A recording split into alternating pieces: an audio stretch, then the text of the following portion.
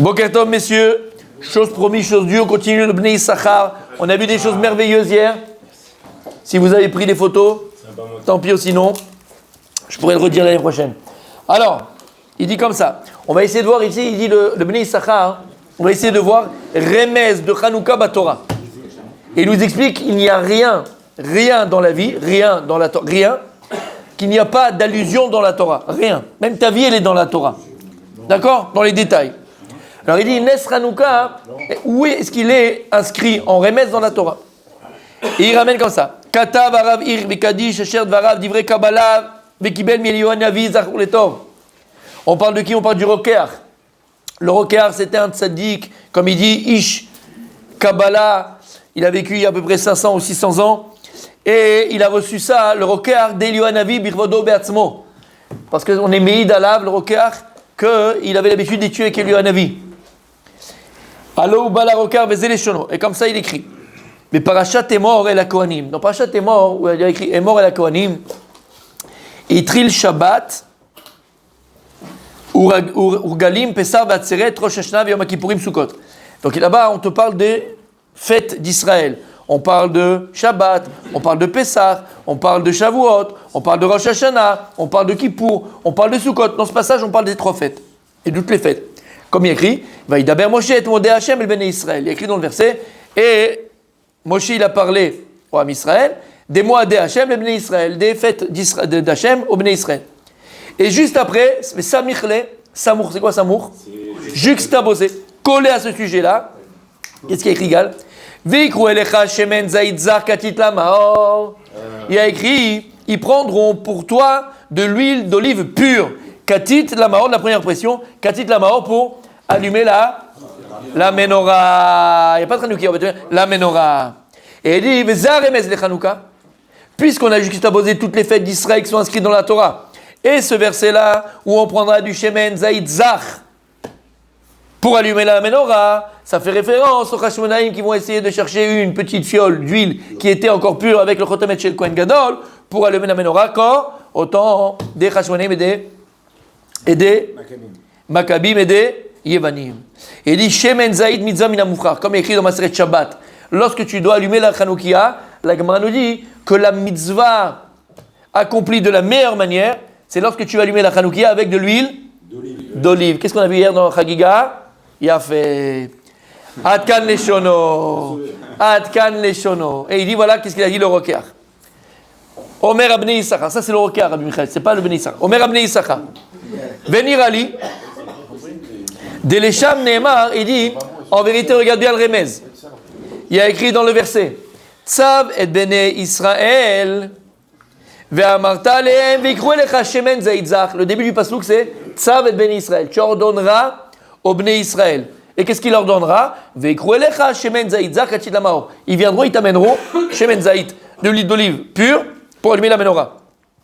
Tzav et Bnei Israël, valeur numérique de Chanukah. Non. Elef Umea. Elef Umea, 1100. Donc, Tzav et Bnei Israël, tu ordonneras au Bnei Israël d'amener l'huile. Mais, comment j'ai dit? Elef Umea, 1100. Gematria, Bime Matatiaou Ben Yochanan. Autant de Matatiaou Ben Yochanan. Gematria, 1100. Il n'est pas l'Arbi Abraham, donc vous ne voyez pas le tableau, mais on a compris. 1100. Attention, il est où? Rabbi Aaron. C'est pour toi ça. Ah oui. Il dit quand est-ce que tu arrives à 1100? Vous gobez tout ce qu'on dit. Hein. C'est horrible. Hein. Bimé, Matatiaou, Ben Yochanan, valeur numérique de combien? Non. 1099. Il manque un. C'est le mot lui-même. Chez Tosif à Kolel. Lorsque tu mets le Kolel, c'est-à-dire la phrase elle-même, tu fais plus 1. Ça fait combien? Ça fait combien? 1100. Rabbi Aaron.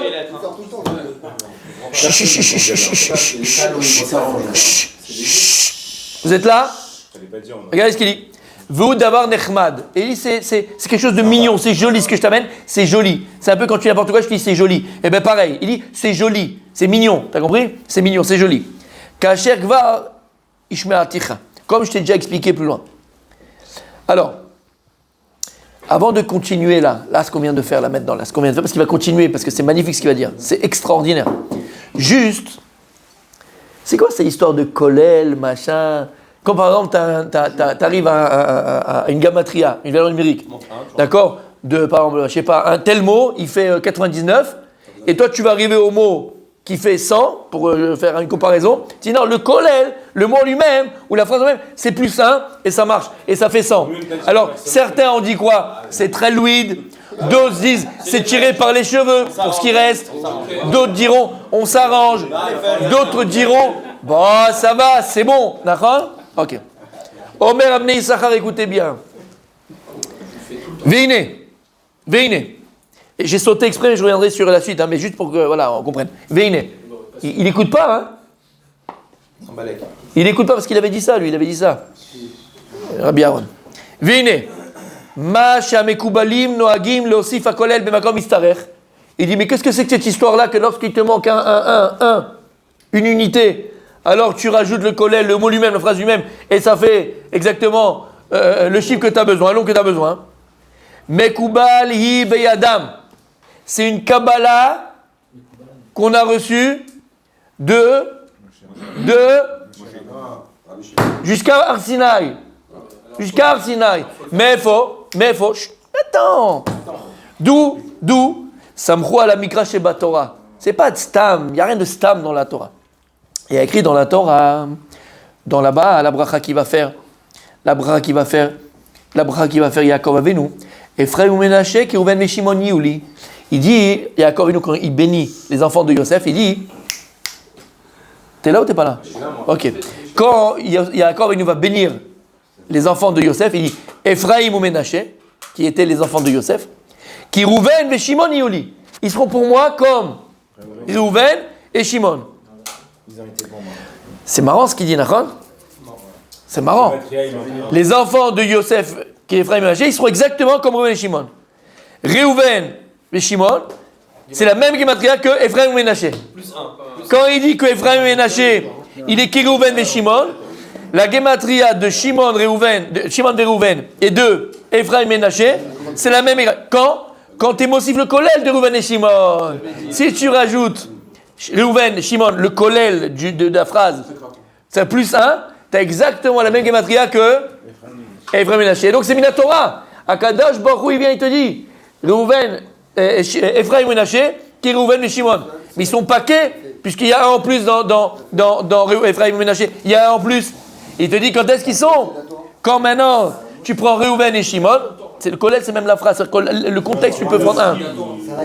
Alors quand tu prends Réhouven et Shimon plus Réhouven et Shimon, le kollel, ça fait quoi? Qu'Ephraim ou Ménaché. Et donc ça vient d'où? Pourquoi pour Ephraim et Ménaché, on ne fait pas le kollel?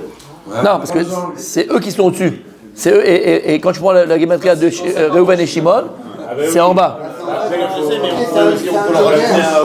Mais il n'y a pas de. Mais si tu n'as plus la même gématria, tu n'as pas besoin. Là, on dit clairement, tu ajoutes un. T'as compris? On peut. Si on apprend de la Torah, pourquoi? Quand on a besoin. Bemakom, Mistarech. Quand on a besoin, c'est pas un joker. C'est la Torah qui te dit, c'est la Torah. C'est une asmarta de la Torah. Dans le compte de Gematria, quand on fait une Gematria. Keshemitstarech, quand on en a besoin. Et donc c'est pas quelque chose de stam, c'est Minatora. C'est le Smach il Minatora. Messieurs, Mimelan, Nafkalan, Minatora, Davarze, Minefraim Menaché. Et donc on apprend qu'on rajoute à le kollel, qu'on rajoute un en plus, pas 10, pas 20, un en plus de la Torah. Qu'Ephraim Menaché, Shimon Réhouven. C'est bon, ça te va? Ok. Alors messieurs, déjà on a vu quelque chose de magnifique. T'as compris pourquoi on rajoute un en plus des fois dans les Gématriot? C'est ce qu'il vient de dire ici le Rav. T'as compris comment? C'est Minatora. Ephraim Menaché, Kéréhouven et Shimon. Quand tu vas Gématria de Ephraim Menaché, Dieu il dit Hachem et la bracha de Yaakov. Tu dis qu'Ephraim Menaché, ils sont comme Shimon et Réhouven. Mais quand tu prends Shimon et Réhouven, il y a la même Gématria que Ephraim Menaché, mais il manque un. Il manque un pour arriver. L'autre il fait, je t'ai dit bêtement, j'ai pas fait la Gématria. C'est Yaakov qui bénit les enfants de Yosef. D'accord? Et donc, quand tu fais la Gématria, tu dis ils sont pareils, mais ils sont pas pareils, il manque un. Non, parce que tu rajoutes Réhouven et Shimon, le kollel des deux, et tu arrives à Ephraim Menaché. Et de là, on apprend que quand il manque un, tu rajoutes le kollel, et ça fait partie des Gématriotes que Dieu nous a donné pour le connaître, pour le savoir et pour l'apprendre. Alors écoutez bien maintenant. Qu'est-ce qu'on a dit? Hanouka, il est en remèze, en allusion dans la Torah. Si quelqu'un vient te voir, mon tzaddik, il dit, où est Hanouka dans la Torah? Qu'est-ce que tu lui répondras? Tzav et Bene Israël. Tzav et Bene Israël. Vikrouli Shemen Zaitzach, Katit Lamaor. De là-bas, c'est une allusion à la Torah, à la Hanouka. Comment? Non. C'est quel paracha? Est mort, Pachaté est mort. Alors écoutez bien.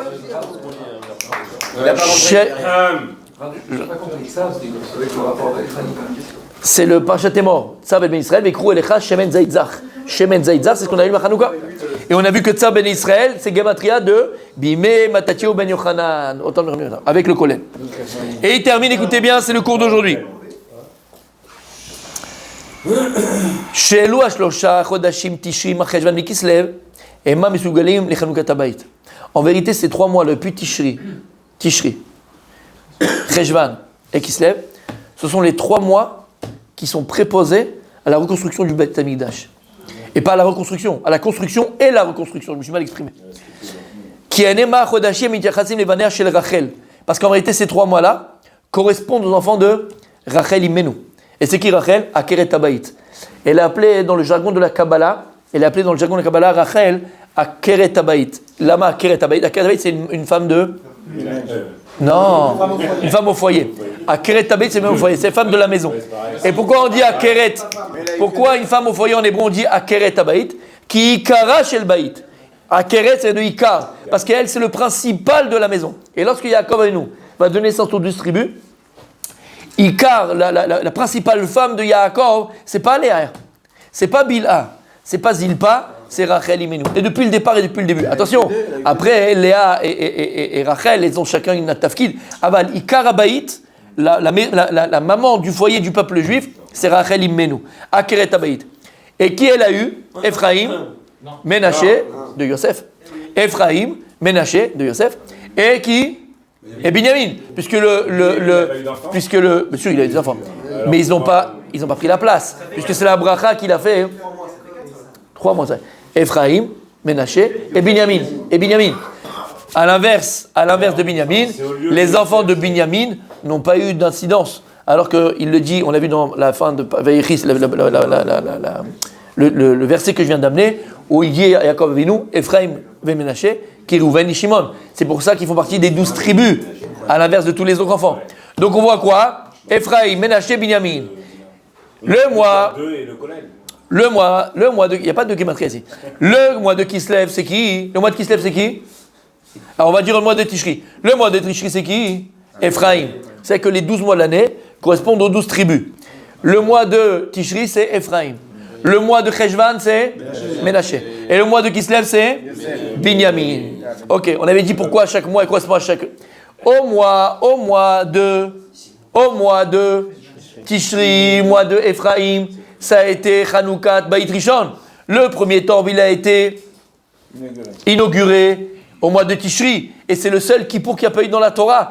Parce qu'ils ont mangé, ils ont bu, et on a fait Lama, parce qu'on a fait Hanoukat Bayit, au temps de Shlomo HaMelech. Il n'y a pas eu Kippour. On a repoussé Kippour. Bishum, Hanoukat Bayit, il n'y a pas eu Kippour. Ça, c'est le mois de Tishri. Le mois de Cheshvan, c'est qui? C'est Ménaché. Qu'est-ce qui se passe dans ce mois-là? C'est le mois où sera inauguré le 3e Beit Hamikdash. C'est l'inauguration, c'est pas qu'on appelle Mar Cheshvan. Lama, Mar Cheshvan. Il est amer pour l'instant, parce qu'il n'y a rien dans ce mois-là. Mais pourquoi il a rien? Parce qu'Hachem, il l'a préparé pour être le mois le plus important du peuple juif, puisque ça va être le mois où on va inaugurer le 3e temple. Et c'est pour ça que le mois de Cheshvan, où on va inaugurer le 3e temple, c'est Davka, précisément la tribu de Ménaché. Velama, il dit le Bénissara dans un autre endroit, parce que Ménaché, c'est quoi Rabbi Yigal? Ménaché, c'est Neshama. Et le mois de Cheshvan, c'est le mois du Réach. C'est le mois de l'odorat, de sentir. Et il a écrit là-bas dans les prophètes que la koach, la force du Mashiach, elle sera Bechotmo, Berecho. Il a écrit que Berecho, il va sentir les gens et comme ça il les jugera. Il va sentir les gens et comme ça il les connaîtra. Berecho. Et on avait expliqué, rappelle-toi Abimelech, des coups qu'on avait fait, Davka, Lama avec le Réach. Pourquoi est-ce que la force du Mashiach, ça sera la force du Réach, la force de l'odorat? Parce qu'on avait expliqué que Adam Arishon n'avait pas fauté avec l'odorat. Tous les sens ont été abîmés. Tous les sens ont été abîmés. Le toucher, le goût, la vue, parce qu'elle a vu, elle a voulu, elle a écouté, il a écouté. Il y a une chose qui n'a pas été abîmée, c'est quoi? C'est l'odorat. Et ça sera la force. Il n'avait pas d'odeur ce fruit. Ils ne l'ont pas senti. D'où l'expression, je ne peux pas te sentir. D'accord? Et donc, la seule chose qui n'a pas été abîmée, c'est... Et la force du Mashiach, ça sera quoi? Ça sera l'odorat. C'est pour ça que Ménaché, les Ménaché, prends Ménaché, c'est quoi les lettres? Neshama. Ménaché, Neshama. Lama, la camarade dans Masset Brachot, elle dit Kol ha-Neshama ta'alelia, alléluia. On lit tous les matins. Et de là, on apprend dans Masset Brachot. Qu'est-ce qu'on apprend de ce verset? Kol ha-Neshama ta'alelia, alléluia. De là, on apprend que Chayav Adam levarech al hareach. De là, on apprend qu'un homme, il se doit de faire la bracha, la bénédiction, avant de sentir une bonne odeur. Lama, la camarade dit c'est quoi la chose que la neshama, elle en profite, mais pas le corps? C'est pour ça qu'à Motzei Shabbat, on va prendre Bessamim. Parce que la neshama éthérale est partie, l'âme en plus quand la neshama elle s'en va, qu'est-ce qui se passe? Alors tu es fatigué, tu es mal, tu n'es pas bien, tu peux tomber dans les pommes. Qu'est-ce qu'on fait quand quelqu'un va tomber dans les pommes? Qu'est-ce qu'on fait? On lui met une bonne odeur pour ramener la neshama, pour ramener la vie. Tu as compris pourquoi? Ça c'est quoi? C'est le mois de Cheshvan. Et c'est qui Cheshvan? C'est Ménaché. Le mois de Kislev, le mois de Kislev, le mois de Kislev. C'est le mois de Binyamin. C'est le mois de Binyamin. Et qu'est-ce qui s'est passé, Rabbi Michael, le mois de Kislev, Binyamin? C'est le deuxième, non? Alors je sais que tu vas me dire, parce que Blainara, on a des historiens ici. Le deuxième temple, il a été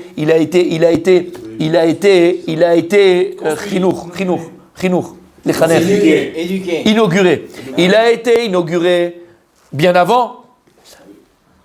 Alors pourquoi on dit que c'est un mois spécial par rapport au temple? Non, parce que quand il a été inauguré, le deuxième temple, qu'on a pu revenir de Babylone, on est venu des Perses et tout ça, d'accord? On était encore sous le joug des Perses. On est encore sous le joug des Perses. Et c'est la royauté, elle était encore chez les Perses. Ils nous ont juste permis de reconstruire le temple et de pouvoir... Mais en vérité, on n'était pas encore 100% libre. Quand est-ce que Bémet, on a récupéré la royauté? Quand? Au temps de Hanouka, lorsqu'on a fait la guerre contre les Grecs, on a repoussé les Grecs, et les Hashmonaïm qui viennent du Shevet Lévi, donc les Kohanim, ils ont pris leur royauté ponctuellement. Ve'ata yodea lama. Pourquoi ponctuellement? Qu'est-ce qu'on a trouvé finalement pour Ami la Menorah? Oui? Qu'est-ce qu'on a retrouvé? Non? Comment c'est écrit? Vous êtes mal au livre là. Par Katan. Les enfants ils chantent par Katan. Par Katan. C'est quoi par Katan? Une par Katan. C'est une petite fiole. Par Katan. D'accord? Par Katan. Pourquoi? Écoutez bien. Quand tu prends la gematria de petite fuile, d'accord? C'est Imlor. C'est quoi Imlor? C'est quoi Imlor? Il régnera. De là, ils ont compris le Ham Israël et les Hashmonaïm qu'Akadash Baruch Hu, ponctuellement, il leur a donné quoi? La royauté. Parce que la royauté, elle est à qui? À l'essence de Yehuda et du roi David. Les Kohanim, eux, ils travaillent juste au Beth Amikdash. Tu n'as pas besoin d'aller faire le roi, tu n'es pas le roi. Et là-bas, ils ont combattu et ils ont compris que ponctuellement, la royauté leur est revenue. Mais ponctuellement. C'est pour ça que le roi Shaoul, par exemple, le premier roi d'Israël, à travers du Shevet Binyamin, à travers quoi il a été oint? Avec quoi il a été oint? Par Katan, avec un par. Il n'y a pas écrit avec un par Katan, avec un par. C'est quoi? Imlor. La royauté de Shaoul Amelech, elle a duré peu de temps. Par contre, quand on a oint David Amelech, comment c'est écrit dans le verset? Qu'est-ce qu'il y avait? Avec quoi on l'a oint? Keren, avec une corne, avec un keren. Là, c'était dans un keren. Lui, il était dans un keren, dans une corne fermée, bien sûr, dans un keren. Keren, valeur numérique de Imlor Leolam Vaed. Il régnera pour l'éternité. Donc c'est pour ça qu'au temps des Hashmonaïm, ils ont trouvé par Kata, ils ont compris, ça c'est un remède qu'on va prendre aussi la Meloucha, pas seulement la Keuna, aussi la Meloucha, ponctuellement. Bon, ils ont gardé la Meloucha, ils vont tous mourir parce qu'ils n'ont pas voulu la rendre. Mais en tout cas, c'était ponctuel. Par contre, les rois de David Amelech, eux, c'est avec un Keren, Imloch Leolam Vaed. Donc Binyamin, c'est le mois de Kislev. C'est le véritable Hanoukat Baït Sheni, c'était au mois de Kislev. À Hanouka, lorsqu'ils ont repris la royauté d'Israël, lorsqu'on a repris la main sur nos ennemis, on était libre, Béhémet, de faire Torah Mitzvot comme on l'entendait, comme on le voulait. Alors c'est pour ça que le mois de Kislev, c'est aussi un mois qui est en rapport avec le Bet Hamikdash. Et c'est qui en vérité? Tishri, Cheshvan, Kislev, c'est les enfants de qui? De Rachel Imenu. Puisque c'est de Binyamin et c'est de Yosef. C'est pour ça, il dit, on termine avec ça, il dit, elle a appelé comment Rachel, on a dit, Rachel, Midrash Rabbah, ve Rachel Akara. Il y a écrit dans la Torah, ve Rachel Akara. Et Rachel, elle était stérile. Qu'est-ce qu'il y a écrit ici? Amar Rabbi Yitzhak, Rachel Talta, Ikaro Shel Bait.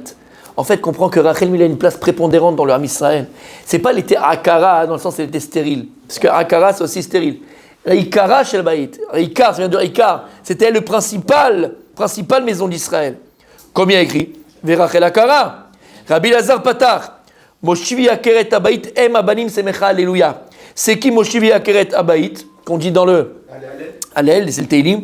Moshivi Akeret Abayit Em Abanim. Moshivi Akeret Abayit, c'est Rachel. Em Abanim Semecha Alléluia, c'est qui? C'est Léa. Et donc, encore une fois, on voit que Ikaro Shel Bait, c'est Rachel Imenu. Et c'est pour ça, messieurs, que c'est un moment très spécial, puisque ces 3 mois qu'on a eus, en vérité, ils sont tous liés. Tishri, Cheshvan et Kislev. On a l'impression que ce sont des mois qui sont entrecoupés. On a Tishri, c'est les Chagim, avec Kippour, avec Rosh Hashanah, ok, super. Cheshvan, c'est vide, il n'y a rien du tout. Et après, on a Kislev. On va se manger des petits beignets et on fait Hanouka. On comprend que ces 3 mois de l'année sont les mois les plus intenses, puisqu'ils correspondent à quoi? À la construction, à l'inauguration à chaque fois du Beit Hamikdash. Et le deuxième, entre les deux, Cheshvan, c'est Be'ezrat Hashem, l'inauguration du 3e Beit Hamikdash. Je continue demain, Be'ezrat Hashem. C'est aussi les enfants de Léa en fait.